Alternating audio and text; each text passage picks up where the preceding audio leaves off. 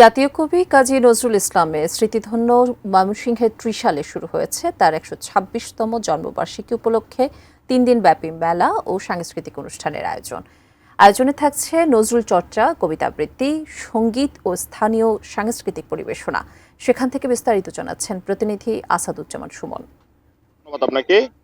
প্রেম, দ্রোহ এবং সাম্যের কবি জাতীয় কবি কাজী নজরুল ইসলামের স্মৃতিধন্য ময়মনসিংহের ত্রিশালের দরিরামপুর এলাকা।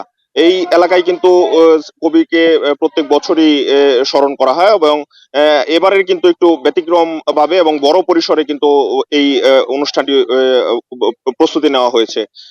জেলা প্রশাসনের আয়োজনে এবং সাংস্কৃতিক বিষয়ক মন্ত্রণালয়ের সহযোগিতায় কিন্তু এই যে 3 দিন ব্যাপী বর্ণাঢ্য আয়োজন, সেটির মাঝে রয়েছে মেলা, সাংস্কৃতিক অনুষ্ঠান, কবির চর্চা, কবিতা, এই সব মিলিয়ে কিন্তু একটি উৎসবমুখর পরিবেশ বিরাজ করছে ত্রিশালে।